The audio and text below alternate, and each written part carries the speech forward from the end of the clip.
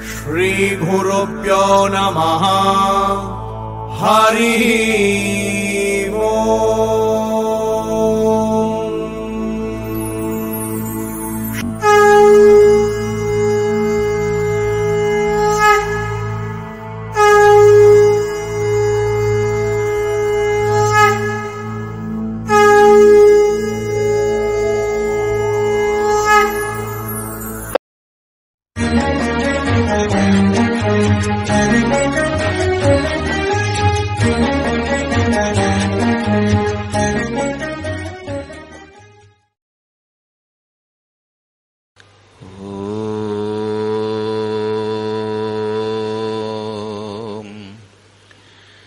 అవిద్యానామంతస్తిమిరమిహిరద్వీపనగరీ జడానాం చైతన్యస్తబకమకరందశ్రుతిఝరీ దరిద్రాణాం చింతామణిగుణనికా జన్మజలధౌ నిమగ్నానాం దంష్ట్రా మురరిపువరాహస్య భవతి.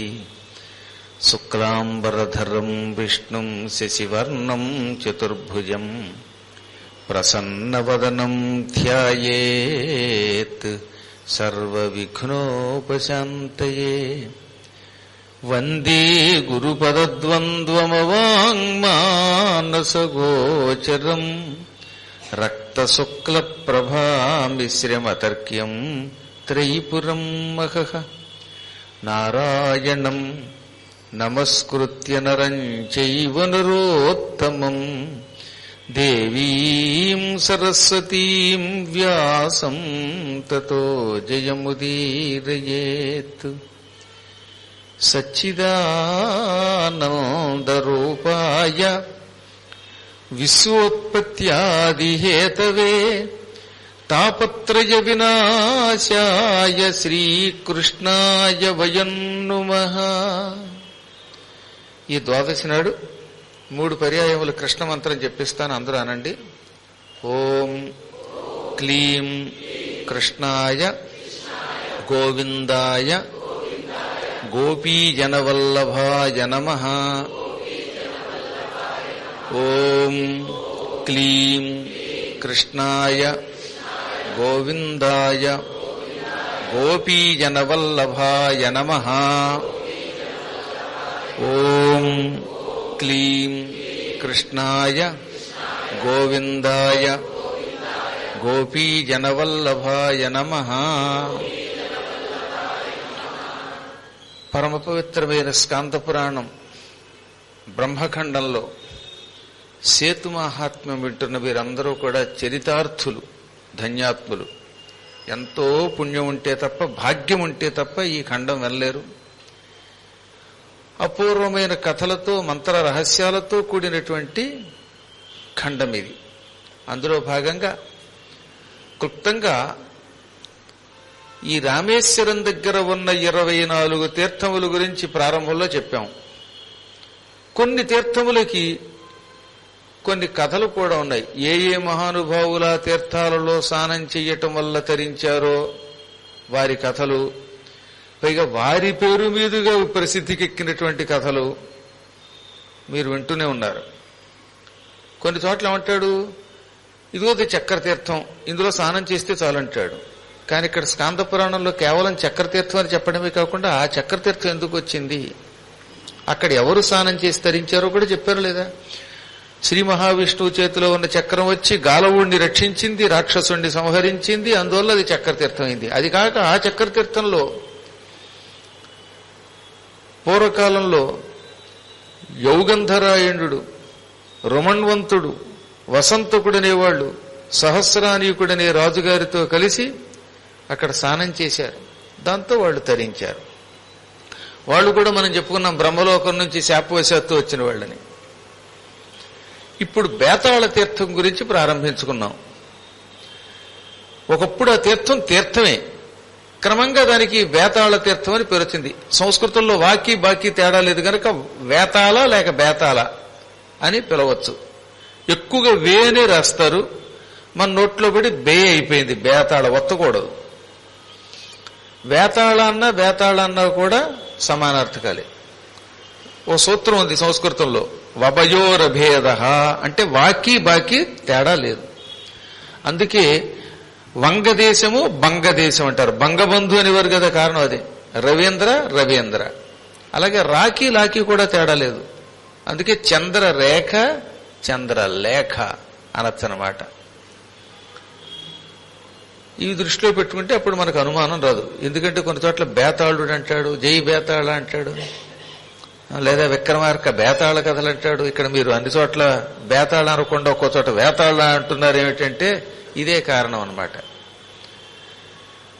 కొన్ని చోట్ల కర్మయోగం వల్ల పాకి బాగా కూడా వాడేస్తారు ఉండే కర్మ, కానీ అది ధర్మం కాదు. పద్మాకర్ అనడానికి పద్మాకర్ అనకూడదు, అప్పుడు కొంచెం ఇబ్బంది వస్తుంది. కవికి కవి అంటే ఇబ్బంది. మళ్ళీ ఏం చేస్తాం, కాలప్రభావంలో శబ్దాలన్నీ మారిపోతున్నాయి అనుకోండి. ఆ శబ్దం ఎందుకు వచ్చిందో తెలియదు. కొన్ని పేర్లు చూస్తే మనకి మతైపోతుంది, అంతలా మారిపోయాయి. కొన్ని పేర్లు అయితే సంస్కృతం నుంచి తెలుగులోకి వచ్చేసరికి విచిత్ర రూపాన్ని సంతరించుకుంటాయి. అహో బిలేశ, ఓబులేశ అయిపోయింది. ఓబులేశ అని పేరట్ర అహోబలేశుడు లేక అహోబిలేశుడు అని అర్థం. అలాగే రోజు డబ్బు దశకం అంటారు సరే మీరు. దశకము అంటే ఏమిటి? 10. దశకం అంటున్నాం లేదా? ఆ దశక శబ్దం సంస్కృత శబ్దం తెలుగులో దశకం అయిపోయింది వాడి చివరికి. డబ్బు దశకం అంటే పూర్వం 10 రూపాయలు చేతిలో పెట్టేవారు. ఒరే కనీసం 10 రూపాయలు తగలేరే అనేవారు. అందుకని డబ్బు 10 రూపాయలు చేతిలో పెట్టి డబ్బు దశకం అన్నారు. ఆ దశకం ఇప్పుడు దశకం కాస్త దశకం అయిపోయింది. తస్కరిస్తున్నారు కూడా అనుకోండి. డబ్బు తస్కరణ అనకండి, డబ్బు దశకం అనండి. అలాగే ఈయన వేతాళుడు. ఆ కథ చెప్పాను మీకు. గాలవుడికి ఒక పుత్రిక ఉన్నది, దేవతల యొక్క అనుగ్రహంతో పుట్టిన ఒక పుత్రిక. ఆవిడకి కాంతిమతి అని పేరు. ఈ కాంతిమతి తండ్రి గారి పూజ కోసం పువ్వులు తీసుకొస్తున్న సమయంలో సుదర్శనుడు, ఆయన తమ్ముడు సుకర్ణుడు, వీళ్ళు విద్యాధరులు పైనుంచి కిందకు వచ్చారు. అందులో సుదర్శనుడు అనేవాడు ఆవిడ కౌగిలించుకుని బలాత్కారంగా ఈడ్చుకుపోతూ ఉంటే పక్కనున్న తమ్ముడు కనీసం నివారించలేదు. అప్పుడు గాలవుడు వచ్చి, దుర్మార్గుడా, ఒక మునికన్యని ఇష్టం లేదు బాబోయ్ అని ఏడుస్తుంటే వినిపించుకోకుండా ఎత్తుకుపోతావా? అసలు నన్ను అడిగితే నేనే ఇచ్చి నీకు పెళ్లి చేసేవాడిని. విద్యాధరుడిని పెళ్లి చేసుకోవడం ఆవిడకి మాత్రం ఇష్టం ఉండదా? కాబట్టి ఈ పాపానికి నువ్వు మానవుడివై పుట్టి కొద్ది రోజులు అయ్యాక మానవత్వం విడిచి వేతాళ రాక్షసుడివైపో అని శపించాడు. తమ్ముణ్ణి చూస్తూ ఉన్నావు గనక నువ్వు కూడా మానవుడివై పుట్టు, కానీ మానవుడిగానే ఉంటావు కానీ రాక్షసుడు బాబు. ఎందుకంటే నీ తప్పు లేదు, కేవలం చూస్తున్నావు కాబట్టి స్వల్పాపరాధం వల్ల మానవుడు అవుతావు. ఆ తర్వాత నువ్వు కౌతుకుడు, విజ్ఞప్త కౌతుకుడు అనేటటువంటి ఒక మహా విద్యాధరుణ్ణి చూస్తావు. అప్పుడు నీకు శాప విముక్తి అవుతుంది. నీ అన్నగారికి మాత్రం అంత తేలిగ్గా శాప విముక్తి అవదు, వాడికి పెద్ద పనే ఉంది అన్నాడు ఆయన. అదిగో ఆ తర్వాత వాళ్ళు భూలోకంలో పుట్టారు. గోవిందస్వామి అని పేరు కలిగిన ఒక పండితుణ్ణి చూసుకుని ఆ పండితుడికి పండితుడి భార్యకి అన్నదమ్ములుగా పుట్టారన్నమాట. కవల పిల్లలైన అన్నదమ్ములుగా పుట్టారు. పెద్దవాడికి విద్యాధరుల్లో పెద్దవాడైన సుదర్శనుడు ఇక్కడ కూడా పెద్దవాడిగానే పుట్టాడు. వాడికి విజయదత్తుడు అని పేరెట్టారు. రెండోవాడు సుకర్ణుడు అశోకదత్తుడు అని పిలువబడ్డాడు. ఈ కథ నిన్న మీరు విన్నారైనా క్లుప్తంగా చెప్పకపోతే కొన్ని కథలు గుర్తుండవు కనుక మళ్ళీ చెప్పాల్సి వస్తుంది అనమాట. ఆ ఇద్దరు పుట్టిన కొంతకాలం తర్వాత వీళ్ళు అక్కడ నుంచి తీర్థయాత్రలకు వెళ్లారు. కాశీ కడుతున్నారు. ఆ ఊళ్ళో బతకలేక కాశీ వెడితే సుఖంగా ఉంటుంది అనుకున్నారు. దారిలో ఒక చోట ఒక ప్రాంతంలో శ్మశానం దగ్గర ఆగారు. అక్కడ ఒక చైత్య మండపం ఉన్నది, శ్మశానం దగ్గర మండపం. ఆ మండపంలో పడుకున్నట్టుగా పెద్ద కొడుక్కి చలి జ్వరం వచ్చింది. ఈ కథ అంతా గుర్తుండే ఉంటుంది అనుకుంటున్నాను మీకు, అయినా గుర్తు చేస్తే మంచిది కదా. వాడు చలిమంటూ అంటే ఈయన ఎక్కడికి వెళ్ళినా చలిమంట తేలేకపోయాడు. ఎదురుగుండా శ్మశానంలో కాలుతున్న కాష్టం కనపడింది. అక్కడికే వెళ్ళాడు కొడుకు తండ్రితో పాటు. అక్కడ చలి కాచుకుంటూ కాలుతున్న ఆ శవంలో ఉన్న మాంసం ముద్దను చూసి కుతూహలపడి కపాలం మీద కర్రతో కొట్టాడు. కపాలం పగిలింది. అందులో ఉన్న మాంసం గుజ్జు కొవ్వు నోట్లో పడింది. దాని దెబ్బకి వాడు భయంకర రాక్షసుడయ్యాడు. కొన్ని మహాపాపాలు చేసిన వాళ్ళు ఈ నరమాంసం నోట్లో పెడితే గ్యారంటీగా రాక్షసులు అయిపోతారు. అంటే రాక్షస ఆకారమే రావక్కర్లా, క్రూరత్వం వచ్చేస్తుంది వాళ్ళకి. అందుకే కొన్ని దరిద్ర మాంసాలు తినొద్దన్నారు. అయినా తినేస్తున్నాం కానీ గోమాంసం నరమాంసం తిన్నవాళ్ళు క్రూరులై రాక్షసులు అయిపోతారు. వాళ్ళకి జాలి ఉండదు. అందుకే హత్యలు చేయడానికి సిద్ధపడతారు వాళ్ళు.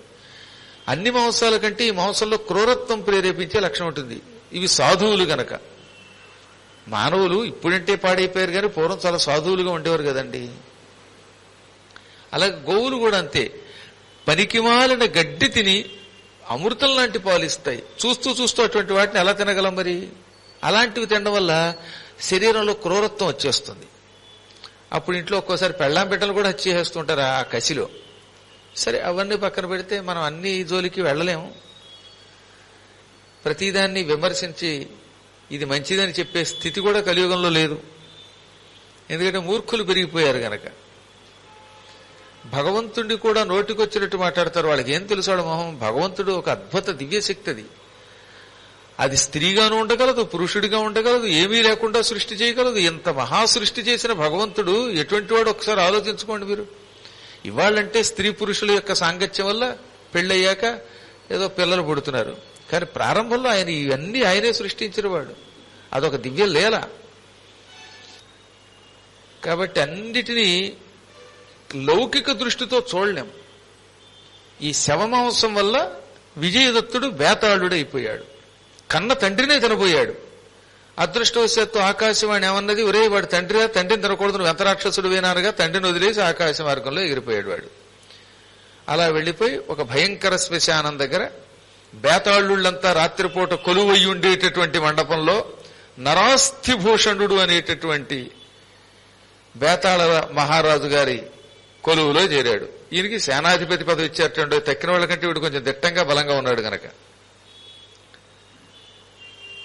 ఆ కథ కొంతవరకు నిన్న మీరు విన్నారు. ఇంకా తెల్లారింది. గోవిందస్వామి గారు ఏడుస్తూ కూర్చున్న సమయంలోనే వాళ్ళ ఆవిడ కూడా లేచి చిన్న కొడుకుతో పాటు, ఏమండి పెద్దాడు ఏంటంటే జరిగిందంతా చెప్పి, ఇంకా పెద్దాడు మనకి దక్కుతాడనే నమ్మకం లేదు, మన కర్మ ఇంతే అన్నట్ట. అనగా, అయ్యో ఎంత పని చేశారండి, ఇది శ్మశానం అని నాకు తెలియక ఇక్కడ ఆగాను. అయినా కొడుక్కి ఎంత చలేస్తే మాత్రం తీసుకెళ్లి శ్మశానంలో ఎలా నిలబెట్టారంటే, ఏం చేయమంటావు, చలికి చచ్చిపోయేటట్టున్నాడు వాడు, చలికి చచ్చే కంటే రాక్షసులు అవడం కొంత నయం కదా అన్నట్టు ఆయన. సరే ఏం చేస్తారు వీళ్ళు? ఏడ్చుకుంటూనే వెళ్ళారు.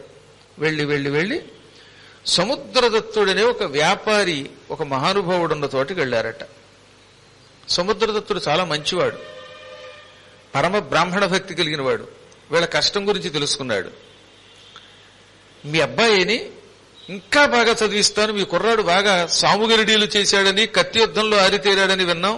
ఈ కుర్రాడు చిన్నప్పటి నుంచి కత్తి యుద్ధం, గండ్రగొడ్డలు చెప్పడాలు ఇవన్నీ నేర్చుకున్నారు కదా.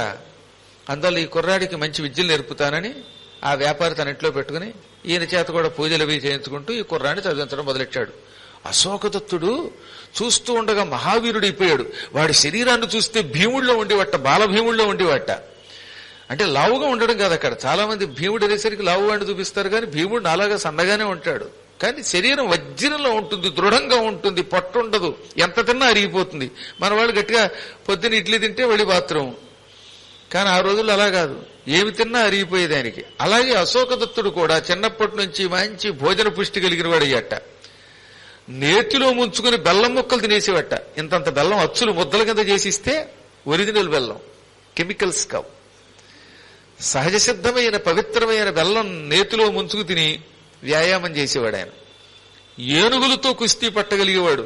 ఏనుగు తొండం పుచ్చుకుని గిరగిరా తిప్పి విసిరి ఆ ఏనుగు కింద పడేలోపు ఇంకో ఏనుగును పైకి విసిరిపట్టండి.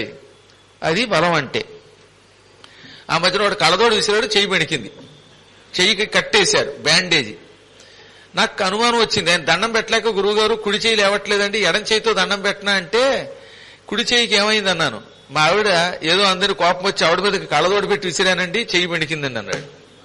అందువల్ల భార్య మీద కళ్ళదోడు పెట్టి విసిరితే మరి కీళ్లు బెనకో. కాబట్టి ఎప్పుడు భార్య మీద కళ్ళదోడు పెట్టి ఎత్తడం లేకపోతే చెయ్యి ఎత్తడం చేయకూడదు. చేస్తే కీళ్లు బెణుకుతాయి అని నేను అనలేదు, భవిష్య పురాణం చెప్పింది. మీ భవిష్య పురాణం చెబుతోంది, వేదవ్యాసుడు భవిష్య పురాణం కాదు. కానీ కాబట్టి సాధ్యమైనంతరూ భార్యని కర్రబెట్టి కొట్టకండి. ఒకవేళ ఆవిడ కొడితే ఆ మాత్రం భార్య ఎప్పుడైనా కొడితే చిన్న దెబ్బే కదా తినండి. ఎక్కువ గట్టిగా కొడితే మాత్రం మీరు కూడా కాస్త అప్పుడు కొట్టద్దనండి. నేను వచ్చి చూసుకుంటాను కదా మీకు ఎందుకు, అప్పుడు మీ ఇంట్లోకి నన్ను తలుచుకోండి, నేను వచ్చి మీ ఇద్దరికి కాంప్రమైజ్ చేసేస్తాను. నాకు నమ్మకం ఏంటంటే ఇక్కడికి వచ్చేవాళ్ళంతా పరమ పవిత్రమూర్తులు, వాళ్ళ ఇళ్లలో కొట్టుకోరని నా నమ్మకం. అందరికీ తెలిసేలాగా కొట్టుకోరని నా నమ్మకం. వాళ్ళు ఐకమత్యంతో ఉంటారని నా నమ్మకం. కాబట్టి ఏది ఏమైనా మన కర్మయోగం వల్ల శరీరారోగ్యాలు బాగా పాడైపోయి ఏమీ మోయలేని స్థితి వచ్చిందనమాట. గట్టిగా బరువు మోస్తే ఎముకలు వస్తున్నాయి, కానీ వాడు ఏనుగు అలా పైకి విసిరి మళ్ళీ ఆ ఏనుగు కింద పడేలోపు ఇంకో ఏనుగుతో దాన్ని కొట్టి పడేసేవాట. ఖడ్గ విద్య నైపుణ్యం నేర్చుకున్నాడు, ధనుర్విద్యలో నిపుణుడయ్యాడు. ఈ విధంగా ఈ సముద్రదత్తుడి దగ్గర అన్ని విద్యలు నేర్చుకుని ఆయన అనుగ్రహంతో విద్యలు నేర్చుకుని గొప్పవాడయ్యాడు. సముద్రదత్తుడు వాళ్ళంతలా పోషించాడనమాట. కవిత్వం వచ్చిందిట, మల్లయుద్ధం వచ్చిందిట, ధనుర్విద్య వచ్చింది, వేదం వచ్చింది. అలాగే దాంతోపాటుగా బాగా గండ్రగొడ్డలు కూడా తిప్పేవాట. గండ్రగొడ్డలతో తెచ్చడం కొంచెం కష్టం, అది నేర్చుకున్నాడు. ఈ లోపు అక్కడ బేతాళుడిగా ఉన్నాడుగా మనవాడు కపాలస్ఫోటుడు. కపాలం పగలగొట్టి బేతాళుడు అయిన కపాలస్ఫోటుడు సేనాధిపతిగా ఉండగా చిత్రరథుడు లేక చిత్రసేనుడని పిలువబడే ఒక గంధర్వుడు భూలోకానికి వచ్చాడు. ఆయన వచ్చి బేతాళులను చూచి, ఎరా ఈ మధ్యన నరమాంసం ఎక్కువ తింటున్నారట, జాగ్రత్త, మానవుల్ని భక్షించకండి అని హెచ్చరించాడు. దాంతో నరాస్తి భూషణుడికి మండింది. నరమాంసం తినడం మా హక్కు, మమ్మల్ని ఎవడాపుతాడో చూస్తాం. ఎవడ ఏది కావాలంటే తినచ్చు, ఎవడైనా ఏదన్నా తింటాను అంటే కాదంటే ఒప్పుకోం అన్నట్ట. ఒరే, ఈ ప్రాంతం చాలా పవిత్రమైనది, ఇక్కడ గోమాంసం నిషేధం. మీరు ఎలాగో గోమాంసం తినరు, రాక్షసులు గోమాంసం తినరంటూ అదేంటో తెలియదు, కానీ వాళ్ళు కేవలం నరువులే తింటారు. నరమాంసం నిషేధం, ఇదే ఆఖరి హెచ్చరిక. ఈ మాంసం తినద్దు అంటే ఈ నరాస్తి భూషణుడు కొంతమంది బేతాళుడిని వెంట పెట్టుకుని చిత్రసేనుడి మీదకి దండయాత్రకు వెళ్ళాడు. ఆయనకి మండింది, ఘోర యుద్ధం చేసి ఈ నరాస్తి భూషణుడిని నరికి అవతల పారేశాడు. ఆ గంధర్వుడు ముందు వీడెక్కడవుతాడు? ఆ గంధర్వుడు సామాన్యుడు కాదు, దుర్యోధనుడిని బంధించినవాడు. దుర్యోధనుడిని ఘోషయాత్రలో బంధించింది ఈ చిత్రసేనుడు లేక చిత్రరథుడే. అర్జునుడి చేతిలో ఓడిపోయినవాడు ఆయనే. అటువంటి ఆయనతో యుద్ధానికి వెళ్ళడంతో దెబ్బకి తెచ్చాడు వాడు. చావగానే ఈ కపాలస్ఫోటుణ్ణి తక్కిన బేతాళుళ్ళంతా, మా రాజుగారు పోయారు, రాజుగారి తర్వాత నువ్వే రాజుగారివి, బలవంతుడివి, నువ్వే రాజు అన్నారట. వీడు అదృష్టం బాగుందనమాట. వెంటనే వీడు రాజైపోయాడు. వీడు రాజయ్యాక నరమాంసం భక్షణ పెరిగింది. ఎందుకంటే వీడు శాపవశాత్తు రాక్షసుడు అవటం వల్ల వెంటనే నరమాంస భక్షణ పెంచాట. కాకపోతే ఒక నియమం చేశాడు, ఎవరిని చంపి తినవద్దు, చచ్చిన మృతకళేబరాల్ని పాతి పెట్టిన వెంటనే పట్టుకొచ్చేయండి. అలాగే శవాల్ని శ్మశానానికి తగలబెట్టడానికి తీసుకొచ్చిన ఉంటాయి, వాటిని అపహరించి తీసుకురండి. మృతకళేబరములను తినండి, ఎవరిని చంపి మాత్రం తినద్దన్నట్టు. ఇది కొంత నైవే కదా, శవాలను పిక్కు తినడం కొంచెం మంచిది, బ్రతికున్న వాళ్ళని మాత్రం చంపకుండా చేశాట. ఇలా ఉండగా ఇక్కడ అశోకదత్తుడు సముద్రదత్తుడి దగ్గర విద్యలన్నీ నేర్చుకుంటున్నాడని, అనేక రకాలైనటువంటి మల్ల విద్యలు నేర్చుకుంటున్నాడని, సముద్రదత్తుడు గోవిందస్వామి అని ఆయన్ని ఆదరించాడని, ఆయనకి ఎన్నో రకాలుగా పోషణ ఇస్తున్నాడని, ఆయన కొడుకుని బాగా ఉన్నతుడిగా చేశాడని ఆ దేశపు రాజుగారికి తెలిసింది. ఆ రాజుగారి పేరు ప్రతాప ముకుటుడు. ముకుటము అంటే కిరీటం, మకుటము అన్న ముకుటము అన్న కిరీటం. తన ప్రతాపంతో కిరీటాన్ని ధరించాడు కాబట్టి ఆయనకి ప్రతాప ముకుటుడు అని పేరు వచ్చిందనమాట. ఓ రోజున ఆ మహారాజు గారు సముద్రదత్తుడిని పిలిచి, ఏమైనా నువ్వు గొప్ప వర్తకుడివి, దాతవి, నీ మంచితనం గురించి ఎన్నో విన్నాను. ఈ మధ్యన ఎవరో ఒక విప్రబౌలుండి తీసుకొచ్చావట, ఆ పిల్లవాడిని బాగా పెంచుతున్నావట, ఆ పిల్లవాడికి అన్ని విద్యలు కూడా అందజేసావని విన్నాను. ఆ కుర్రాడు మల్ల యుద్ధంలో ఆరితేరిన వాడట, నిజమేనా అంటే నిజమేనండి. ఆ కుర్రాడు భీముడిలో ఉంటాడు చూడడానికి. బ్రాహ్మణోత్తములలో ఎంత బలవంతుడిని ఈ మధ్యకాలంలో నేను చూడలేదన్నట్ట. రాజుగారు వెంటనే కుర్రాడిని తీసుకురమ్మన్నారు. కుర్రవాడిని తీసుకొస్తే అసలు ఆయనకు మతిపోయింది. ఏమి సౌందర్యం ఈ కుర్రవాడిది, శరీరం అంతా దృఢంగా ఉన్నది, చాలా గొప్ప బలం కలిగిన వాడు వీడు అని. బాలుడా, నీ వయస్సు ఎంత అంటే దాదాపు ఒక 16 ఏళ్ళు 18 ఏళ్ళు ఉంటాయండి అన్నట్టు. వాడు ఖచ్చితంగా చెప్పలేక, నా ఆస్థానంలో చాలా మంది మల్లులు ఉన్నారు, శతాధికులైన మల్లులు, వాళ్ళు అంటే 100 కంటే ఎక్కువ ఉన్నారు. ఈ మల్లులకు నాయకత్వం వహిస్తూ నా కొలువులో ఉంటావా అన్నట్టు ఆయన. తప్పకండి మహారాజు, అలాగే అన్నాడు ఆయన. అంటే అంతకు పూర్వం ఉన్న మల్లుల కంటే వీడి శరీరంలో దృఢత్వం ఉన్నది, ఇతని శరీరం ఆకర్షించింది ఆయన్ని. అందువల్లే వెంటనే మల్లులకి నాయకుడిని చేశాట.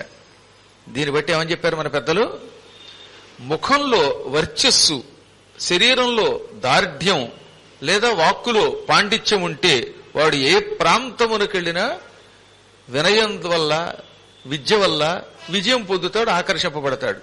ఉదాహరణకి కాశీఖండం ఉంది.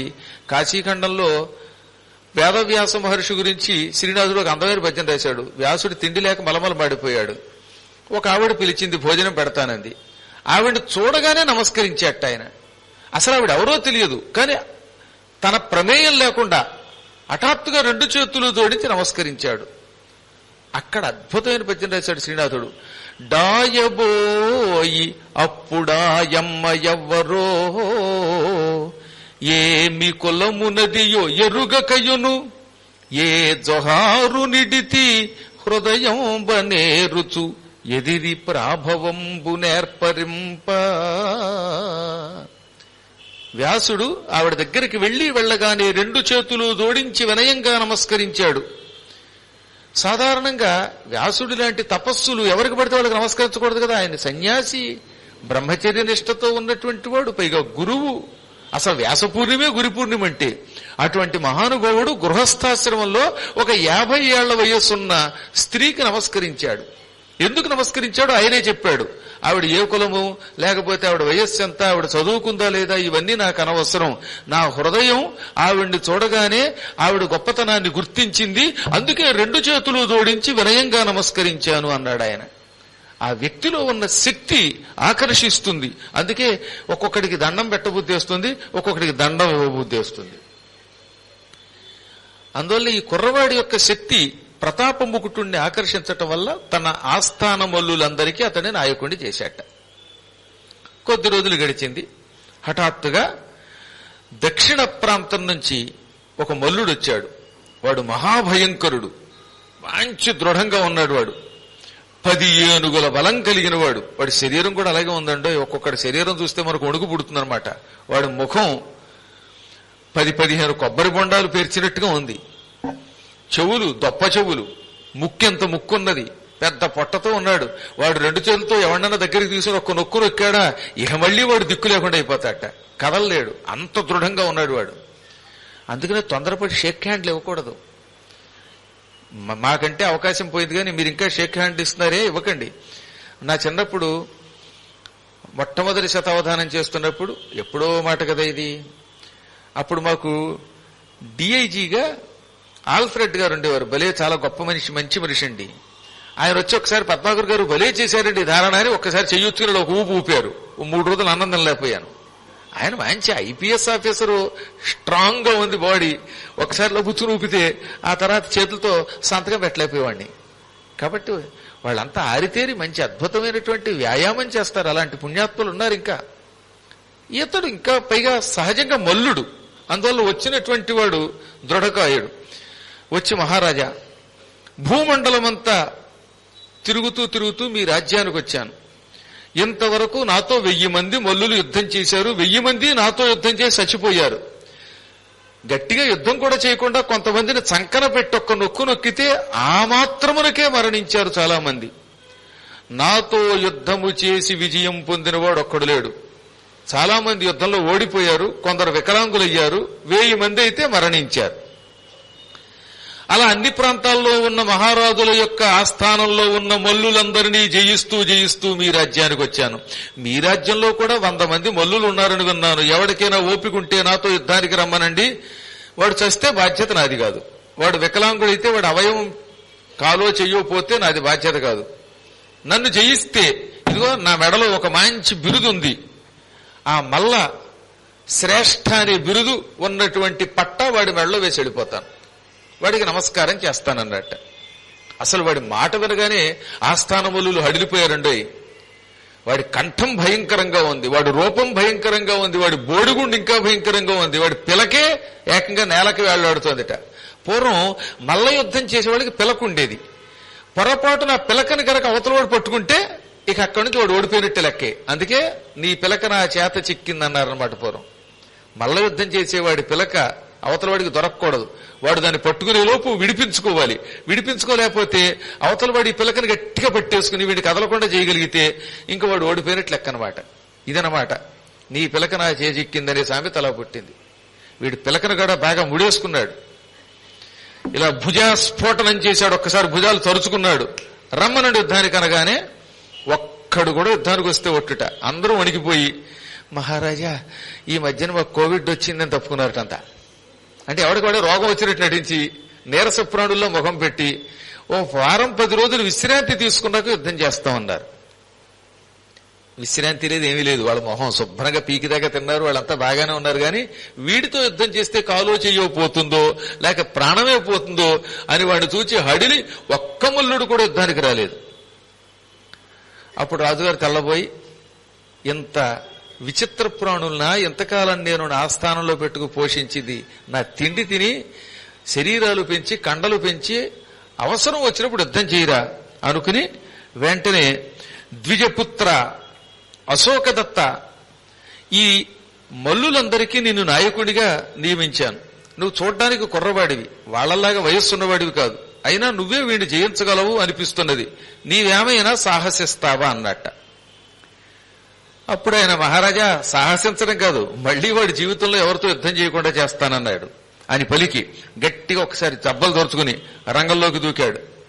ఇక్కడ వేదవ్యాసుల వారు అద్భుతమైన శ్లోకం రాశారు.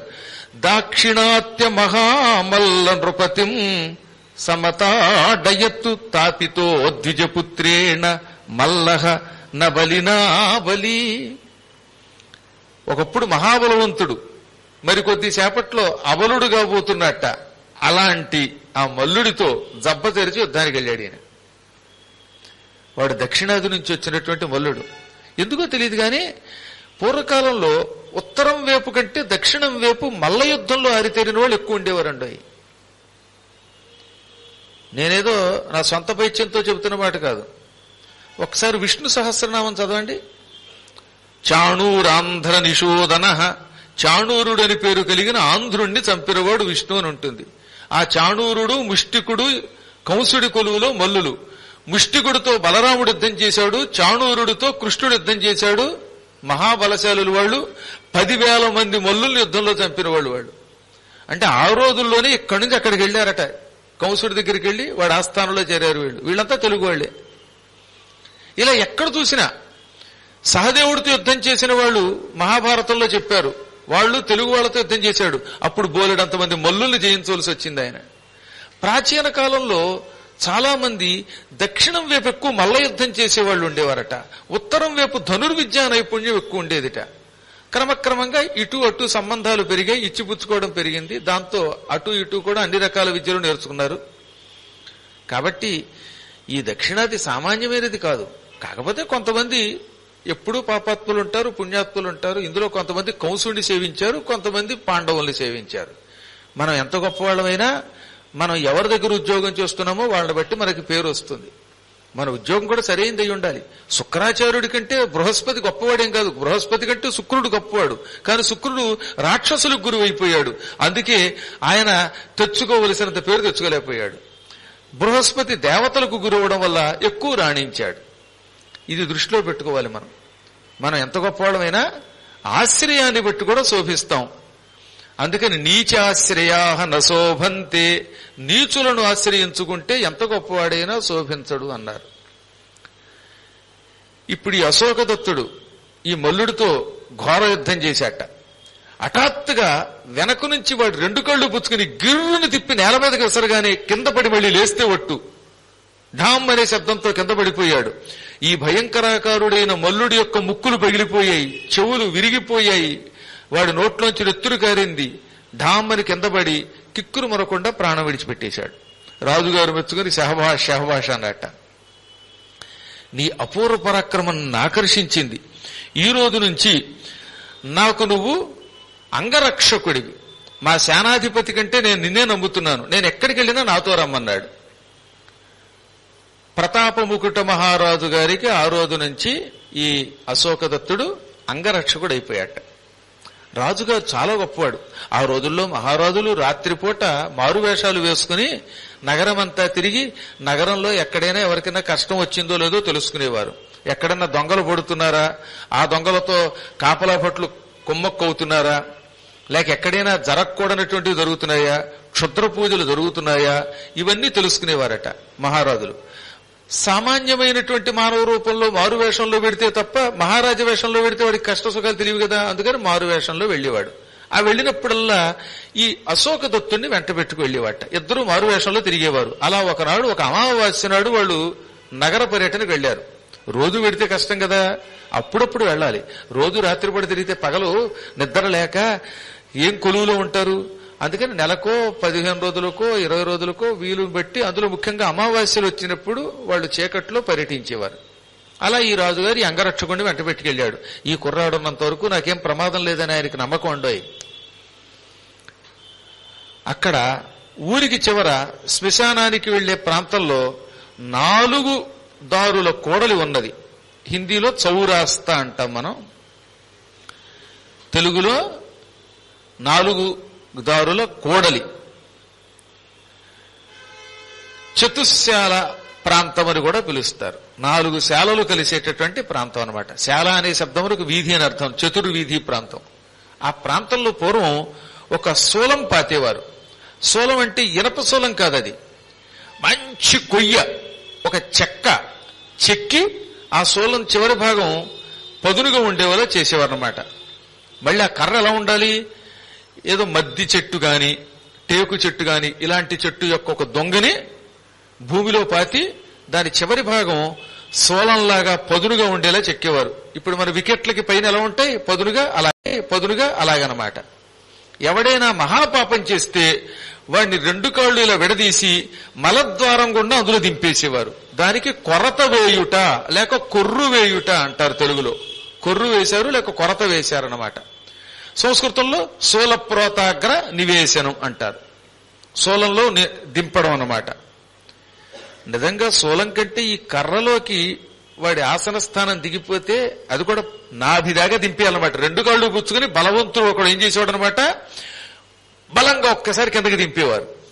ఏదో కొబ్బరి బొండాన్ని గుణపం మీద పెట్టి ఒలిచినట్టుగా దెబ్బకి వాడి పొట్ట ఇక్కడ దాకా దిగిపోయేది అనమాట ఆ కర్ర. ఆ కర్రకు అలా వేళ్లాడి కొట్టుకు తెచ్చేవాడు. అలాంటి శిక్షలు ఉండబట్టి ఆ రోజుల్లో మహాపాపాలు చేసేవారు కాదు. హత్యలు, రాజనగరంలోకి దొంగతనాలకు వెళ్లడాలు, పరస్త్రీని అపహరించడాలు, ఇలాంటి పాపములు లేవు. అలాగే దేవాలయాలని అపహరించడం, వాటిని పడగొట్టడం, డబ్బులు అపహరించడం, ఇవన్నిటికీ కొరత వేసేవారు. అంత భయంకరంగా శిక్షలు ఉండబట్టే ధర్మం 4 పదాల నడిచింది. తక్కువగా ఉండేవారు పాపాత్ములు. ఆ శూలం దగ్గరికి వీళ్ళు వచ్చేసరికి చీకట్లో ఆ శూలం మీద ఎవడో ఉన్నాడు, వాడు కనపట్టం లేదు. వాడు కదులుతూ ఎవరది రక్షించండి అనగా ఆశ్చర్యపోయాడు మహారాజు. ఈ శూలం మీద దిగి కూడా వీడెవడో బతుకున్నాడంటే వీడు సామాన్యుడు కాదనుకుని కస్త్వం అన్నట్ట. అప్పుడు వాడన్నాడు, మహారాజా నేను ఒక చిన్న పొరపాటు చేశాను. రాజన్ అల్పావరాధోహం రాజన్ అల్ప అపరాధోహం శత్రు ప్రేరణయా సకృత్తు దండపాలేన నిహిత శూలే నిర్ఘృణ చేతసా. ఎవరైనా అలాగే చెబుతారుగా, మహారాజా నేను చాలా తక్కువ తప్పు చేశాను, ఆ తప్పు కూడా నా అంతటా నేను చేయలేదు, శత్రు ప్రేరణ చేత చేశాను, దానికి దండపాలుడు కోపగించాడు, నాకీ కొరత అనే శిక్ష వేశాడు అన్నట్ట. అప్పుడు రాజుగారు, ఒరే నేను రాజునని తెలిస్తే వాడు నిజం చెప్పలేడు, కాబట్టి అశోకదత్త నువ్వే వాడి దగ్గరికి వెళ్ళు, నేను ఇక్కడే కూర్చుంటాను అని చాలా దూరంలో కూర్చుని నువ్వు వెళ్ళి అదేంటో విచారించన్నట్ట. అశోకదత్తుడు ఆ శవం దగ్గరికి వెళ్ళాడు. అంటే చావడానికి సిద్ధంగా ఉన్న వాడి దగ్గరికి వెళ్ళాడు. అక్కడ ఎవరు మాట్లాడుతున్నారో తెలియట్లేదు చీకట్లో, అంత కటికి చీకటి. ఆ శూలం మీద ఉన్నవాడు మాత్రం కొంచెం కొట్టుకుంటున్నాడు. అశోకదత్తుడు ఆ శూలానికి కొంచెం దూరంలో నిలబడి ఇప్పుడు నీ కష్టం ఏమిటో చెప్పానట. నా పేరు ఘృణశాలి. నేను అనుకోకుండా నా నగరంలో వ్యాపారం చేసుకుంటూ ఉంటే ఒకడు వచ్చాడు. వాడు వచ్చి నాకు 4 రత్నాలు ఇచ్చాడు. ఆ రత్నాలు చాలా ఖరీదైనవి. ఈ రత్నాల విలువ ఈ భూమండలంలో సామాన్యుడు ఎవడూ కట్టలేడు. ఒక్కొక్క రత్నం ఒక్కొక్క రాజ్యం కూడా కొనవచ్చు, అంత విలువైన రత్నాలు. దాంతో ఆశ్చర్యపోయి, ఈ రత్నాలు ఇచ్చావు, నువ్వు నా నుంచి ఏం ఆశిస్తున్నావు అని అడిగితే, మీ రాజుగారికి ఎంత సైన్యం ఉన్నది, ఆ సైన్యం ఏ ఏ మూలల్లో ఉంటుంది, ఏనుగులెన్ని, గుర్రాలెన్ని, వాటికి నాయకుడెవడు, బలమేమిటి, ఈ రహస్యాలన్నీ చెప్పు. ఈ 4 రత్నాలే కాదు, ఇంకో ఇటువంటి 4 రత్నాలు ఇస్తాను, నువ్వు కావాలంటే నువ్వే ఒక రాజ్యం కొనుక్కోవచ్చు అన్నట్ట. వీడు బొట్లో పడిపోయాడు.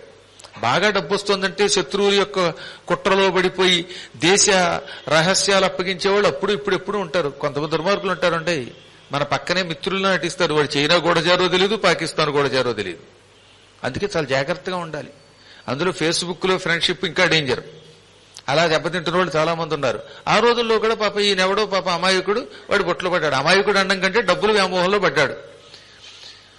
ఈ రత్నాల వ్యామోహంలో పడి ఇంకో 4 రత్నాలు కూడా వస్తాయనుకుని రాజుగారికి ఎంత బలం ఉన్నది, వాళ్లలో ఎవరు పగలు కాపలా కాస్తారు, రాత్రి కాపలా కాస్తారు, ఏ ఆయుధాల వల్ల వాళ్ళు కాస్తారు, పైగా సైనికుల యొక్క రహస్య స్థావరంలోకి వెళ్లడానికి ఏ ఏ రహస్య మార్గాలున్నాయో కూడా చెప్పేశాడు. ఏకంగా సొరంగ మార్గాలు కూడా చెప్పేశాడు.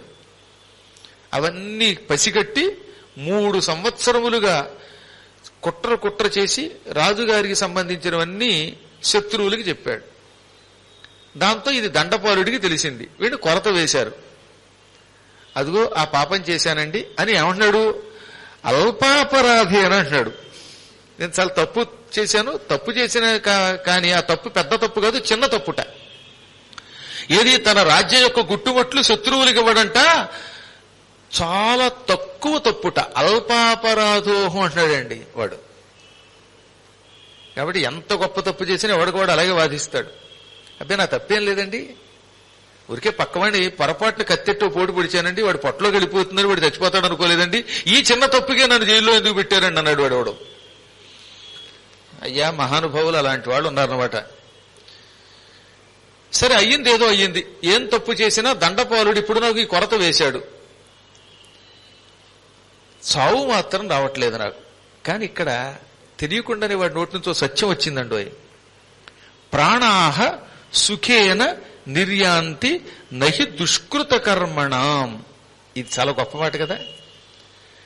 మహాపాపం చేసిన వాళ్ళ పాపాలు, బాగా పాపాలు చేసిన పాపాత్ముల పాపములు సుఖంగా పోవు. న సుఖేన ప్రాణాహ నిర్యాంతి అంటే సుఖంగా ప్రాణాలు పోవు. ఎవరికి? దుష్కృత కర్మాణం.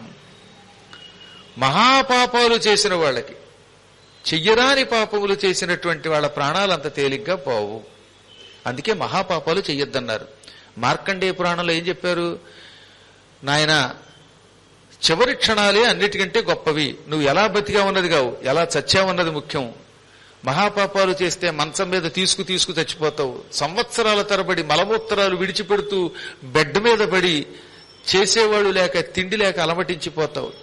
అదే మంచి పనులు చేస్తే, దాన ధర్మాలు చేస్తే ప్రాణం సుఖంగా పోతుంది. తోయాన్నదాన పరాయణుండగువాడు వేదన రహితుడై విడుచునడలు.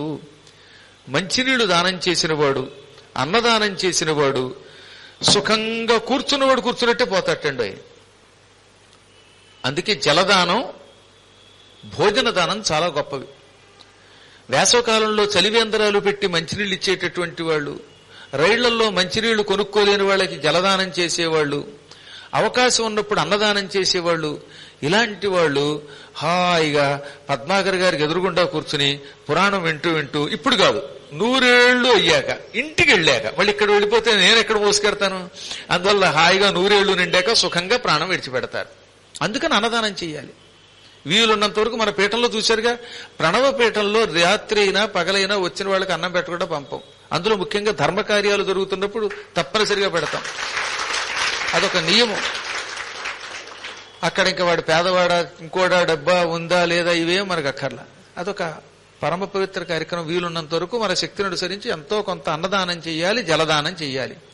గొడుగు, ఇళ్ళు, చెప్పులు ఇలాంటి విధానం చేసిన వాళ్ళు నరకం పైనుంచి విమానంలో పెడతారట. విమానై సోజ్వలైర్యాంతి భూమిదాన ప్రధానరాహ. మార్కండేయ పురాణంలో విపశ్చిత్ అనే మహారాజు గారి చరిత్రలో చెప్పబడిన శ్లోకం. భూలోకంలో ఉండగా భూదానం చేసుకున్న వాళ్ళు ఉన్నారే, వాళ్ళు స్వర్గానికి వెడతారు. ఎలా వెడతారు? స్వర్గానికి వెళ్లేవాడు కూడా నరకం నుంచి వెళ్లాల్సిందే. నరకంలో కాసేపు అడుగుపెట్టి ఆ దరిద్రం చూసి వెళ్ళాలి. కానీ భూదానం చేస్తే ఓ విమానంలో ఎక్కి నరకం పైనుంచి బైపాస్ లో వెళ్ళిపోతారు. రింగ్ రోడ్లోంచి, ఔటర్ రింగ్ రోడ్లోంచి వెళ్ళిపోతారు. ట్రాఫిక్ లో ఇరుక్కోరన్నమాట. అందుకని భూదానం చెయ్యాలి. అప్పుడప్పుడైనా వస్త్రదానం చెయ్యాలి. ఇలాంటి వాటన్నిటి గురించి ఎన్నోసార్లు మీకు చెప్పాను. మీకు మళ్లీ చెప్పాల్సిన అవసరం లేదు. కానీ గరుడ పురాణం గీతా ప్రెస్ వాళ్ళు తొందరలో వేసేస్తున్నారు. మీ గురువు గారు ఎప్పుడూ రాసినటువంటి దాన్ని ఇంతకాలానికి భూలోకంలోకి తీసుకొస్తారన్నమాట. అదే చిత్రమే. గాని అలా గరుడ పురాణం అనువాదం చెయ్యమని నా చేతికి గీతా ప్రెస్ గోరఖపూర్ వారు ఇచ్చారు, మధునూరి వెంకటరమణ గారు. ఆ మర్నాటి నుంచి ఇంట్లో కూర్చునే అవకాశం ఇచ్చాడు దేవుడు నాకు. లేకపోతే ఈ గరుడ పురాణం అవదు గనక ఆ విధంగా హాయిగా ఇంట్లో 3 నెలలు కూర్చుని మొత్తం అనువాదం చేశాను. మన అదృష్టం కదండి, గీతా ప్రెస్ వాళ్ళ లాంటి వాళ్ళు మనకు దొరకడం పూర్వజన్మ సుకృతం. ఎంత గొప్ప గొప్ప గ్రంథాలు చాలా తక్కువకి ఇస్తారు. ముద్రణ బాగుంటుంది, గ్రంథం బాగుంటుంది. అసలు వాళ్ళ చేతిలో కడితేనే అది పురాణం అనిపిస్తుంది అనమాట. ఆ గరుడ పురాణంలో ఏ పాపానికి ఏ శిక్ష, ఏ దానం వల్ల ఎన్ని సుఖాలు పొందుతామో చాలా వివరంగా ఉంటుందన్నమాట. అద్భుతమైన పురాణం అది. అందువల్ల మహాపాపాలు చేసిన వాడు అంత తేలిగ్గా చావాడు. ఈ దుర్మార్గుడు ముందేమో నేను అల్ప అపరాధోహం అన్నాడు, చాలా తక్కువ తప్పు చేశానన్నాడు. ఇప్పుడే చెప్పాడు తెలియకుండానే ఏమని, ఏదో పొరపాటు చేశానండి, మహాపాపాత్మలకి ప్రాణం పోదండి, 4 రోజులుగా శూలానికి దిగబడి కొట్టుకు తోస్తున్నానండి, చావట్లేదండి అన్నాడు వాడు. అంటే తెలియకుండానే నిజం చెప్పేశాడనమాట. ఇప్పుడు నీకేం కావాలన్నాడు ఆయన. నేను చచ్చిపోవడం ఖాయమండి, కానీ దాహంతో చచ్చిపోతున్నాను, గిజగిజలాడిపోతున్నాను నేను, కాసిన మంచినీళ్ళు ఇప్పించండి అన్నట్టు వాడు. చీకట్లో వాడు ఎలా ఉంటాడో తెలియదు, మాట మాత్రం వినబడుతోంది. దాంతో అయినా అలాగే అని మహారాజు గారి దగ్గర వచ్చి, మహారాజా మీరు మాత్రం కదలకుండా విశ్రాంతి తీసుకోండి, శవాల దగ్గరికి మీరు రావడం ధర్మం కాదు మహారాజులు, నేను ఇప్పుడే ఒక పాత్రతో నీళ్లు పట్టుకెళ్లి ఆ ప్రాణాపాయ స్థితిలో ఉన్నవాడికి ఇస్తాను. ఎంత పాపాత్ముడైనా చచ్చే ముందు మంచినీళ్ళు అడిగితే ఇవ్వాలి, అది ధర్మం ఉండవు, ఆఖరి కోరిక కదా అది, మంచినీళ్ళు ఇచ్చాక వాడు చచ్చిపోతాడు అని 2 తామర ఆకులు బాగా గుత్తిలో గుచ్చి దాంట్లోకి మంచినీళ్లు తీసుకుని ఇక్కడికి వచ్చాడు. తీరా అక్కడికి వచ్చేసరికి ఆ ఏడుస్తున్న వాడి కింద ఒక స్త్రీ కూడా ఏడుస్తోంది, ఆడదున్నది. ఆవిడని చూచాడు. నువ్వెవరు తల్లి అన్నాడు. అప్పుడు ఆవిడన్నది, పురుషో వల్లభోయం వే శూలే రాజ్ఞా సమర్పిత. ఈ శూలానికి వెళ్లాడబడుతున్నవాడు నా మొగుడు, నా భర్త. మహారాజు గారికి ద్రోహం చేశాడు, అందుకే మా ఆయన శూలానికి వెళ్లాడుతున్నాడు. దానికి నేను బాధపడను, ఎందుకంటే పరమ పవిత్రుడైన ఈ ప్రతాప ముకుటుడని పేరు కలిగిన రాజుగారు ధర్మాత్ముడని నాకు తెలుసు. ధర్మాత్ముడైన రాజుగారికి అన్యాయం చేసి ఆయనకి సంబంధించిన రహస్యాలన్నీ శత్రువులకి చేరవేశాడు గనక ఈ దుర్మార్గుడికి ఈ మరణం తప్పదు. కానీ ఈయన ప్రాణం పోవటం లేదు. సుఖంగా చచ్చిపోతే నేను కూడా ఆనందించేదాన్ని. ఈయనకి 4 రోజుల నుంచి ప్రాణం మాత్రం పోవటం లేదు. దానికి ఒక ఉపమానం చెప్పిందంటో ఆవిడ. కష్టంలో కూడా మళ్ళీ అలంకారాలు, ఏదో అవధానంలో అలంకారాల్లాగా. ధనం యథాచ కృపణ పశ్య ప్రాణాన్నముంచది. పిసినిగొట్టాడు దగ్గర నుంచి డబ్బు చచ్చినా బయటికి రాదు. పేనాసెట్ డబ్బు ఇస్తాడు, ఎవరికి రూపాయి ఇవ్వడు. ఎన్ని బతిమాలినా ₹1 బయటికి తీయడు. పిసినిగొట్టువాడు డబ్బు ఎలా బయటికి తీయడో అలాగే వీడి ప్రాణం కూడా బయటికి పోవట్లేదు. పిసినిగొట్టువాడు బీరువాలోంచి డబ్బు బయటికి రాదు, వీడి శరీరంలోంచి ప్రాణం బయటికి రాదు. మా ఇదారి పలికి బాగుంది కదా. లోభి దగ్గర నుంచి ₹1 చాలేం కదండి. నా జీవితంలో కొంతమంది దగ్గర నుంచి డొనేషన్ ఎప్పుడూ పొందలేకపోయాను. అందుకనే అప్పుడప్పుడు భగవంతుడు ప్రార్థిస్తూ ఈ పుణ్యాత్ముడికి జీవితంలో ఒకసారి అయినా దానం చేసే అవకాశం మనం కోరుకుంటూ ఉంటాం అనమాట. రైలు ఎక్కాడు ఒకడు, మాతో పాటు వారణాసి వచ్చాడు 98లో. వాళ్ళ ఆవిడ ఎంత బతిమాలినా ఏసీలో చేయించుకొని అన్నాడు. నా డబ్బు కంటే వాడి దగ్గర ఉన్న డబ్బు 1 కోటి రెట్లు ఎక్కువ. వాడేమో కోటీశ్వరుడు, వాడేమో స్లీపర్లో వచ్చాడు భార్యతోటి, అది కూడా వాళ్ళ ఆవిడ పోరు తట్టుకోలేక. నేను హాయిగా ఏసీలో వచ్చా. నేను ఎప్పుడు కోటీశ్వరుడి కింద లెక్కే కనుక. తర్వాత రైల్వే స్టేషన్లో హఠాత్తుగా ఇటార్సీలో అది ఆగింది. వాడు కిందకి దిగాడు. ఓ దరిద్రపు సీసా, ప్లాస్టిక్ సీసా తీసుకుని దాంట్లో రైల్వే నీళ్లు పట్టుకుంటున్నాడు. ఆ నీళ్లు తాగిన వాళ్ళకి రోగాలు కూడా వస్తాయి నిజంగా, అలాంటి నీళ్ళు అవి. అవి పట్టుకుంటున్నాడు. నేను వాళ్ళు ఆవండి ఈ నీళ్ళు తాగితే చచ్చిపోతాడమ్మా అంటే, మా ఆయన అంది, ప్రాణం పోయినా పర్వాలేదు, డబ్బు ఇవ్వడండి ఆయన, ఏ నీరైనా తాగొచ్చు కాక, కుళ్ళు నీరైనా తాగుతాడు, రూపాయి ఖర్చు పెట్టి మాత్రం నీళ్లు తాగడం. అదేంటో మా ఆయన యొక్క ఆరోగ్యం కూడా గొప్పది, ఈ కుళ్ళు నీళ్లు తాగి కూడా బతుకుతాడు ఆయన. మినరల్ వాటర్ తాగిన వాళ్ళకి మోషన్స్ అవుతాయింది ఆవిడ. అలాగే ఆయన అలాగే తాగేశాడు. ఏ నీళ్లు పెడితే నీళ్లు. గంగానదికి వరద వస్తే వరదలో బురద నీళ్లు తాగాడు. ఆయనకేమోలా. అలా అలా అలా ఈ మధ్యనే రోగం వస్తే వాళ్ళ ఆవిడ ఆసుపత్రికి తీసుకెడతానంటే అన్నాడు. అప్పటికి పెరాలసిస్ వచ్చేసింది రండి. ఆసుపత్రికి వద్దు అని గొడవ చేసేసి అంత పెరాలసిస్ వచ్చి మూతి వంకరైన గిల్లేసేవాడిని మంచం మీదే పడుకుని 10 రోజులు మలమూత్రాలు విడిచిపెడుతూ అలాగే తెచ్చాడు తప్ప రూపాయి ఖర్చు పెట్టడం లేదు. కొంతమంది కర్మయోగం అది. అలాంటి వాడికి పిసినుగొట్టాడికి రూపాయి బయటికి రాదు, పాపాత్ముడికి ప్రాణం పోదు. ఇతడికి ఇప్పుడు దాహం వేస్తోంది, మంచినీళ్ళు కావాలంటున్నాడు. ఇంతలో ఎవరో ఇక్కడికి వచ్చి మంచినీళ్ళు తెస్తామన్నారు. ఆ మంచినీళ్ళు నా చేత్తో తాగించడానికి ఇక్కడికి వచ్చానంది ఆవిడే. అప్పుడు ఈయన తెల్లబోయి, నేనేనమ్మా ఇందాక నీ భర్త గారు ప్రాణం పోతూ ఉన్నది, నాకు మంచినీళ్ళు కావాలంటే మంచినీళ్ళు ఇస్తానన్నాను, ఇదిగో మంచినీళ్ళు తెచ్చాను, నీ చేత్తోనే తాగించన్నట్ట. ఈ శూలం బాగా ఎత్తుగా ఉంది.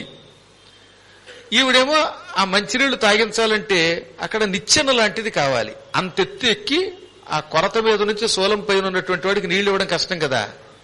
అందుకని బాబు నీకు పుణ్యం ఉంటుంది, నన్ను నీ భుజం మీద నిలబెడనియ్యి, నీ భుజం మీద నిలబడి నా చేతిలో ఉన్నటువంటి ఈ నీళ్లు మా ఆయనకి పోస్తాను అంది. ఈయన జాలిపడిపోయాడు. ప్రాణాపాయ స్థితిలో ఉన్నవాడికి మంచినీళ్ళు పోయాలి, పైగా భార్య ఏడుస్తోంది అనుకుని వెంటనే ఎక్కు నా భుజం అన్నట్ట, వంగి భుజం మీద ఎక్కన్నట్ట. కుర్రాడు దృఢమైన వాడు కదా, ఏ నాబోటాడైతే ఎత్తుకోలేడు గాని ఆవిడ భుజం ఎక్కన్నాడు. మాత భుజం ఎక్కనగానే 2 భుజాల మీద 2 కాళ్ళు పెట్టి నిలబడింది. ఈయన కూడా నిలబడ్డాడు. నిలబడగానే ఈ మంచినీడు వాడికి ఇస్తున్నట్టుగా పైకి వెళ్ళింది ఆవిడ. ఇంతలో కొంచెం బ్రాహ్మీ ముహూర్తం అయ్యింది, సూర్యుడు ఉదయిస్తున్నాడు. ఈ మంచినీళ్ళు ఎప్పటికీ ఇస్తూనే ఉంటుంది ఆవిడ. 10 నిమిషాలు 15 నిమిషాలైనా అని శబ్దం అవుతోంది. తలెత్తుదామా అంటే ఈ భుజాల మీద సరిగ్గా మెడ దగ్గర ఉంది అది, దాంతో తల ఎత్తలేకపోతున్నాడు ఈయన. పైగా ఇంత బలవంతుడు మల్లుణ్ణి విసిరేసిన వాడు ఈ ఆడదాన్ని మొయిలేపోయాట. దుంపతేగా 10 ఏనుగుల బలం ఉన్న మల్లుణ్ణి విసిరాను, నువ్వు చూస్తే సన్నగా ఉన్నావు, అయినా ఇంత బరువుగా ఉన్నావేమిటనుకునే లోపు ఆ సూర్యోదయ సమయంలో ఈయన ముక్కులు మించి కిందకి ఏదో కారింది. పాపం మంచినీళ్ళు తాగలేకపోతున్నాడేమో, అందుకే ఎంతసేపు చేస్తోందేమో, ఆ మంచినీళ్ళు వాడికి ఇస్తూ ఉంటే కింద కారుతున్నాయేమో అని ఆ ముక్కు మీద ఉన్నదాన్ని ఈ చేత్తో ఇలా తుడిచి చూసుకున్నట్ట. అది రక్తం. ఈయనకి ఏదో అనుమానం వచ్చింది. మెల్లగా తలెత్తి చూశాడు. ఈయన భుజాల మీద ఉన్నది ఒక భయంకర పిశాచి రాక్షసి, అది స్త్రీ కాదు. నిజానికి కొరత వేసిన వాడు ఎప్పుడో చచ్చాడు. వాడు నెత్తురు తాగి వాడి మాంసం తినడానికి ఇదే మొగాడు గొంతుకుతో నాటకమాడి, మహారాజా నాకు కొరత వేశారు, దాహం వేస్తోంది అని మాట్లాడింది ఇదే, ఈ పిశాచమే. ఆ తర్వాత రక్తం తాగి మాంసం తినాలి. మీకు అనుమానం, నాకు అనుమానం వచ్చినట్టే ఇక్కడ ఈ పురాణం వింటున్న సౌనకాదులకు అనుమానం వచ్చింది. వెంటనే వాళ్ళు సూతుడితో అన్నారు, సోత అది పిశాచి అంటున్నావు, మొగాడు గొంతుకుని అనుకరించిందంటున్నావు, అశోకదత్తుడి యొక్క భుజం మీదెక్కి ఈ నెత్తురు మాంసం ఎందుకు తినాలి? అదే శూలం మీదకి ఎగిరి ఆ మాంసం తినకూడదా అంటే, ఈ శూలమునకు ఒక మంత్రశక్తి ఉన్నదట. ఎప్పుడూ పూర్వకాలంలో కొరత వేయడానికి శూలం పాతేటప్పుడు దానికి ఎంతో ఒక యంత్ర ప్రతిష్ఠ చేసేవారు. ఎందుకనంటే ఇలాంటి శూలమునకు గుచ్చబడి చచ్చిపోయిన వాళ్ళ శవాలు పిక్కు తినడానికి పిశాచాలు వచ్చేవిటి ఆ రోజుల్లో కూడా. అందుకని పిశాచాలు రాకుండా భూతోచ్చాటన మంత్రంతో కూడిన ఒక యంత్రం వేసేవారు అడుగున. దాని మీద ఈ శూలం పెట్టేవారు. మనం విగ్రహాల కింద యంత్రం పెట్టినట్టుగా దీనికి ఉందో యంత్రం పెట్టేవారు. ఆ యంత్రం వల్ల పిశాచాలు ఆ శూలం ఎక్కలేవు. ఆ యంత్రం లేకపోతే శూలం ఎక్కి అదే తినేది, ఏది శవాన్ని తినేది, ఆ మాంసం తినేసేది, ఆ రక్తం తాగేది. కానీ యంత్రం ఉండడం వల్ల అది ఎక్కలేకపోయింది. ఎలాగా? శూలం మీద శవం ఉంది, ఆ శవం ఇవాళ సాయంత్రమే చచ్చింది, వాడు 3 రోజులు 4 రోజులు బాధపడి చచ్చిన మాట నిజమే. ఆ శవం యొక్క నెత్తురు తాగాలి, అందులోనూ మాంసం తినాలి. అలాగని శూలం ఎక్కుదామంటే దాంట్ కింద యంత్రం ఉంది, యంత్రం వల్ల నేను ఆ శూలాన్ని ముట్టుకుంటే భస్మం అయిపోతాను. శూలం ముట్టుకోకుండా శవాన్ని ముట్టుకోవడం ఎలాగా అనుకున్నదట. సరిగ్గా రాజుగారు కుర్రాడు కనబడ్డారు, అందుకని ఇంత నాటకం ఆడింది ఆ పిశాచి. చూశారా? ఈ బుట్టలో పడ్డారు వీళ్ళు. అందుకని మగవాడి గొంతుకుతోటి నాకు దాహం వేస్తోంది అని అన్నది. ఈయన నీళ్లు తేవడానికి వెళ్ళాడు. ఈలోపు ఈ పిశాచం స్త్రీ రూపం ధరించింది. ఆడదాని మీద ఉన్న సానుభూతితో బుధం ఎక్కించుకున్నాడు ఆయన. ఈ బుధం ఎక్కి ఆ గొంతుకు దగ్గర ఉన్నటువంటి నరం కొరికి గుటుకు గుటుకు అని రక్తం తగ్గుతోంది. మనం కూల్ డ్రింక్ లో స్ట్రా వేసి కొంచెం కొంచెం సిప్ చేసినట్టుగా ఆ నరం పీకి రక్తం తాగుతోంది అనమాట. ఆ మాంసం కండలు పీకుతోంది. అందులోంచి నెత్తురొచ్చి తన ముక్కు మించి కిందకి జారిందనమాట. ఇది కనిపెట్టేశాడు ఆయన. ఓసి పిశాచమా, అందుకే ఎంత బరువు ఉన్నావు? 10 ఏనుగుల బలమున్న మల్లుణ్ణి అవలేలగా విసిరివేసిన నేను కేవలం నిన్నే మొయ్యలేకపోతున్నానేమో అనుకున్నాను అని అమాంతంగా ఆ కాళ్లు పట్టుకున్నాడు. పట్టుకుని గిరగిరా తిప్పి నేల మీద వేసుకొని చంపుదాం అనుకున్నట్ట. వెంటనే అది జమ్మని పైకి ఎగిరిపోయింది. అది కనిపెట్టింది. కాళ్లు గట్టిగా పట్టుకుంటాడు వీడు, మల్లుడు మహాబలవంతుడు, నన్ను గట్టిగా పట్టుకుని గిరగిరా తిప్పి నేల మీద కొడతాడేమో, ఆ కొట్టేటప్పుడు శూలానికి తగిలితే యంత్రశక్తి వల్ల భస్మం అయిపోతాను అనుకున్నది. నిజంగా వాడు గనక పట్టుకుని శూలానికి దాన్ని తగిలించుంటే ఆ పిశాచం భస్మం అయిపోయేది. కానీ చాలా తెలివిగా అమాంతంగా పైకి ఎగిరిపోయింది. ఆ ఎగిరిపోవడంలో ఎడమకాలికి ఒక అందమైన నూపురం ఉన్నది. ఆ నూపురం ఈయన చేతిలోకి వచ్చేసింది. నూపురాలంటే చెప్పక్కర్లేదుగా మీకు, కాళ్లకుండే పట్టాలు, ఆడవాళ్లు ధరించే పట్టాలు. అది బంగారపు నూపురం. ఈ ప్రపంచంలో అంత ఖరీదైన బంగారం మరొక చోట దొరకదు. అటువంటి బంగారు నూపురం, ఆ నూపురం చుట్టూ నవరత్నములు తాపడం చేయబడి ఉన్నాయి. అంతటి అద్భుతమైన నూపురం చేతికొచ్చింది, అది పారిపోయింది. హాసి దుర్మార్గాల బలే తప్పించుకున్నావే అనుకుని ఈయన మహారాజు గారి దగ్గరికి వచ్చాడు. ఈ లోపు రాజుగారు రాత్రంతా గస్తీ తిరిగి తిరిగి కుర్రాడితో పాటు అక్కడ శుభ్రంగా చోట పడుకుని అరుగు మీద పడుకుని నిద్రపోతున్నట్టు ఆయన. మహారాజా అని లేపి, తెల్లవారుతోంది, ఇక్కడ పడుకుంటే మీరెవరో తెలిసిపోతుంది, శత్రువులు మీద దాడి చేస్తే ఇంకా ప్రమాదం, లేవండి అని ఆయన్ని తీసుకుపోయి ఈ శ్మశాన ప్రాంతం నుంచి ఆయన రాజభవనానికి తీసుకెళ్లి, రాజభవనానికి వెళ్ళాక జరిగిందంతా చెప్పాడు ఆయన. అది పిశాచం అండి, నిజంగా వాడు చచ్చిన మాట నిజమే, వాడేమీ తక్కువ అపరాధం చేయలేదు, దేశద్రోహం రాజద్రోహం చేశాడు అని జరిగిందంతా చెప్పి, ఇదిగో ఆ పిశాచం పారిపోయింది, దాని కాలికొన్న నూపురం దొరికిందండి అన్నట్ట. రాజుగారు ఆనందపడిపోయాడండి ఆయన. మహానుభావుడు నువ్వు, నిజంగా భుజాల మీద ఒక పిశాచం ఎక్కితే దాన్ని చంపడానికి సిద్ధపడ్డావంటే నీ సాహసం ఎంత, ధైర్యం ఎంతో తెలిసింది. నీలాంటి పరాక్రమవంతుడు నాకు సేనాధిపతి అవడం నా అదృష్టం, అంగరక్షకుడిగా ఉండడం నా అదృష్టం. నాయన ఏమనుకోకపోతే నా కోరిక ఒకటి ఉంది, తీర్చన్నట్ట. మీరు మహారాజులు కోరుకోండి అన్నాడు ఆయన. నాకు ఒక్కతే కూతురు, దాని పేరు మదనలేఖ. ఈ అమ్మాయికి మహావీరుడు, సాహసవంతుడు, భవిష్యత్తులో నా సామ్రాజ్యానికి వారసుడయ్యేటటువంటి వాడు అల్లుడవ్వాలని, ఆవిడికి భర్త అవ్వాలని కోరుకున్నాను. ఇక ఈ ప్రపంచంలో సాహసంలో కాని, బలంలో కాని, సుగుణాలలో కాని, సౌందర్యంలో కాని నిన్ను మించినవాడు దొరకట్లేదు. బ్రాహ్మణ బాలకుడివైన నువ్వు నాకు అల్లుడివైతే నేను సంతోషిస్తాను. ఆ కాలంలో క్షత్రియులకి బ్రాహ్మణులకి మధ్యలో ఎక్కువగా వియ్యాలు ఉండేవి. అందుకని నా కూతుర్నిచ్చి పెళ్లి చేస్తానగానే అలాగేనండి అన్నట్ట. గోవిందస్వామి కూడా సంతోషించాడు, తండ్రి కూడా. శుభముహూర్తంలో రాజుగారు తన కుమార్తె మదనలేఖనిచ్చి ఈ అశోకదత్తుడికి పెళ్లి చేశాడు. రాజుగారి తర్వాత వారసుడు అయిపోయాడు కనుక యువరాజు అయ్యాడు అతడు. పెళ్లిలో ఏం చేశాడు ఈ కుర్రాడు? తన భార్యకి ఇదిగో ఈ నూపురం తీసుకొని ఇచ్చాట కానుకగా. పెళ్లిలో భార్యకి ఏదో కానుక ఇవ్వాలి. ఇప్పుడంటే మగాళ్ళు కట్నాలు వచ్చేసుకుంటారు, భార్యకి ఏమి ఇవ్వడం లేదు, అంతసేపు వాళ్ళే కొట్టేస్తున్నారు. కానీ పూర్వకాలంలో 5 లక్షలు కట్నం పుచ్చుకుంటే అందులో 4 లక్షలు భార్యామడికి వడ్డాణం చేయించేవారు, లేదా కాలికి నూపురాలు చేయించేవారు, ఏదో ఒకటి చేసేవారు. ఆ కాలం వేరు. ఇప్పుడు అసలు కట్నం అడగడమే తప్పు అసలు అనుకోండి. పూర్వం కూడా కట్నాలు అడిగేవారు కాదు, తమంత తాము మహారాజులు మెచ్చుకుని కానుగ్గా ఇచ్చేవారు. సరే, ఏదేమైతేనే అవన్నీ దురాచారాలు అయిపోయాయి. ఇప్పుడు ఇతడు అప్పటిదాకా రాజుగారి దగ్గర ఉద్యోగం చేస్తూ బతుకుతున్నవాడు, ఇతని దగ్గర పెద్దగా ఏమీ లేవు. కానీ పిశాచం దగ్గర పొందాడు కదా, ఆ పిశాచం కాలికొన్న నూపురం భార్యకి ఇచ్చాడు. ఆవిడ చూసి మదనలేక అందిట, ఏమండి అసలు ఇది నూపురమేనా? భూలోకంలో ఎక్కడైనా ఇలాంటి అందమైన పట్టా దొరుకుతుందా? ఈ బంగారం లాంటి బంగారము దొరకదు. మన బంగారాల్లో అంతో ఎంతో కల్తీ ఉంటుంది. పేరుకేమో మా బంగారంలో కల్తీ ఉండదు, డబ్బులు ఏమైనా చెట్లకు కాస్తున్నాయా అంటాం. కానీ ఎక్కడైనా ఎంత గింజుకున్నా ఎక్కడో ఎంతో కొంత కల్తీ లేకుండా బంగారం ఎలా ఉంటుందండి? అసలు ఏ శాల్తీలో అయినా అంత ఎంతో కల్తీ ఉంటుంది, కరగబెడితే అలాగే ఉంటుంది. ఆ మధ్యన నాకు ఒక ఆయన ఎవడో 12 గ్రాములు బంగారం అని పిలిచి మా అర్చకుడికి ఇచ్చారు పాపం, మా సాయి గారికి. మా అర్చకుడు చాలా మంచివాడు, నాకు కొడుకు లాంటి వాడని చెప్పా కదా. సూర్యగ్రహణం నాడు కాశీలో దానం ఇచ్చారు. ఆయన ఇంటికి వచ్చాక గురువు గారు అన్నాడు. అప్పుడు మా ఆవిడ గురుపత్రి గారు, ఎందుకు ఈ బంగారం కరిగిస్తే బాగుంటుందేమో అనిపిస్తోంది అన్నారు. 12 గ్రాములు గొలుసు ఆయన కరిగించాడు, 3 గ్రాములు బంగారం మిగిలింది, 9 గ్రాములు హొళక్కి. కాబట్టి పాప అవతలానికి ఏం తెలుసు, ఆయన కొట్లో కొనుక్కొచ్చాడు, ఈయన కరిగించాక 3 గ్రాములు మిగిలింది.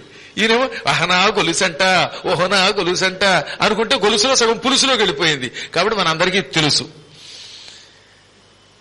అందులో భూలోకంలో ఏ గొలుసులో అంతో ఎంతో కల్తీ ఉంటుంది. కానీ ఈ నూపురం అమూల్యమైనది, చాలా అద్భుతంగా ఉన్నది. ఇందులో ఉన్న నవరత్నాలు కూడా ఖరీదైనవి. ఏమండి మీకు పుణ్యం ఉంటుందండి, ఇది ఎడమకాలికి వేసుకుంటాను, కుడికాలికి 2వ నూపురం కూడా తెచ్చిపెట్టండి అన్నదట. అన్యనూపుర పర్యస్య తుల్యం వై నూపురాంతరం. మరొక నూపురం, ఆ 2వది కూడా తెచ్చిపెట్టండి. ఈ ఎడంకాలికి ఒకదానికి వేసుకుంటే ఏం బాగుంటుంది? నిజం కూడా కదండి. ఒక కాలికి పట్టం ఉంది, 2వ కాలికి లేకుండా తిరిగితే టిక్ టిక్ అని బాగుండదు కదా.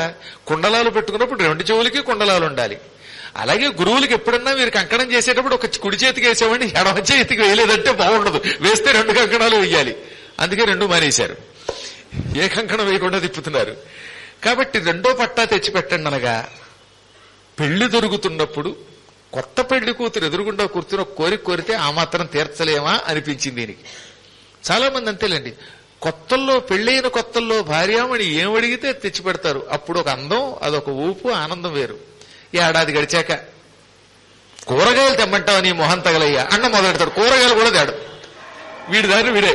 అది ఎక్కడికి ఎడుతున్నాడో చెప్పకుండా పారిపోతారు. చాలా చోట్ల భర్తలంతే, భార్యామణికి కనీసం తాను ఎక్కడికి ఎడుతున్నాడో తెలియదు, రిజర్వేషన్ చేయించుకున్నాడో లేదో చెప్పడం, బస్సు ఎక్కెడుతున్నాడో రైలు ఎక్కెడుతున్నాడో తెలియదు. ఏడాది తర్వాత మారిపోతుంది, ఏడాదికి ముందు వేరు. అందుకని పెళ్లైన కొత్తల్లో ఆ అందం ఆనందం, ఇక పెళ్లి కుదిరిందని ఎక్కడికి పడితే అక్కడ అందరికీ చెప్పుకోవడం, అహనా పెళ్లి అంటూ మొదలెడతాడు. అందువల్ల అందులో కొత్త పెళ్లి కూతురు పేట్ల మీద కూర్చుని అడిగింది. అందుకని ఈయన తప్పనిసరిగా నీకోసం 2వది తెచ్చి పెడతానన్నాడు. అన్నాడే గాని 2వ నూపురం ఎలా తెచ్చిపెట్టాలి? ఒక పిశాచం దగ్గర నుంచి దాన్ని నేను పుచ్చుకున్నాను. ఆ పిశాచం ఎక్కడి నుంచి కొట్టుకొచ్చిందో, అది ఎవరిని చంపిన తర్వాత ఎవరు నూపురం తెచ్చిందో అనుకున్నట్ట. పెళ్ళైన 16 రోజులు పండగ దాకా శ్మశానాలకు వెళ్ళకూడదు, అదొక నియమం ఉంది. మరీ తండ్రి మరణిస్తే తప్పదు గాని, తండ్రో తల్లో అయితే తప్ప మిగతా వేళల్లో 16 రోజులు పండగ అయ్యేదాకా శ్మశానంలోకి అడుగు పెట్టకూడదని ఒక నియమం ఉన్నది. అందుకని 16 రోజులు పండగ అయ్యాక ఒక రోజున ఈయన బాగా ఆలోచించి, కుర్రాడు చాలా తెలివైన వాడు గనక నూపురం పొందడానికి ఒక మార్గం దొరికింది అనుకున్నాడు. ఆ పిశాచం రాత్రిపూట ఆ శ్మశానం దగ్గర నరమాంసానికి వస్తూనే ఉంటుంది. ఈ నరమాంసాన్ని ఆశ చూపి దాని దగ్గర లాక్కోవాలనుకున్నట్ట. వెంటనే తాజాగా పాతి పెట్టబడిన శవాలను ఓ 25 శవాలు తీసుకురండి అన్నాడు ఆయన భటుల్ని పిలిచి. అనాథములైన శవాలు, ఈ మధ్యనే పాతి పెట్టబడినవి, కుళ్ళిపోకుండా ఉన్నవి ఓ 25 శవాలు తీసుకురండి అనగానే రాజభటులు తీసుకొచ్చారట. ఈ శవాల మాంసం అంతా గంపల్లో వేశాడు. వేసి ఈ గంపలు మోయించుకుంటూ శ్మశానం దగ్గరకు వచ్చాడు. ఓహో బేతాళుల్లారా, రాక్షసుల్లారా, ఈ పూట మీ అందరికీ విందు భోజనం పెడుతున్నానన్నట్ట. మనమైతే కళ్యాణంలో మంచి బూరెలు గారెలు పెట్టాం, చక్కెర పొంగలు పెట్టాం. రాక్షసులకి ఈ శవాల మాంసం అంటే చాలా ఇష్టం. అందుకని గంపలు తెచ్చిపెట్టేశాట. మహామాంసం సమేత్య పితృకాననం. కొంచెం సంస్కృతంతో పరిచయం ఉన్నవాడికి తెలుస్తుంది. మహామాంసము అంటే నరమాంసం అని అర్థం. మహాబ్రాహ్మణ అంటే మూర్ఖుడు అని అర్థం. అందుకని మనకు అది పెద్ద బిరుదు అనుకోద్దండోయ్. బ్రహ్మబంధుడు అన్నామంటే ఇక బ్రాహ్మణులలో వాడు పరమ పాపాత్ముడు అని అర్థం అన్నమాట. అందుకని తొందరపడి బ్రహ్మబంధుడనే బిరుదు ఇవ్వకూడదు. ఇవన్నీ కొన్ని తిట్లు లాంటివి.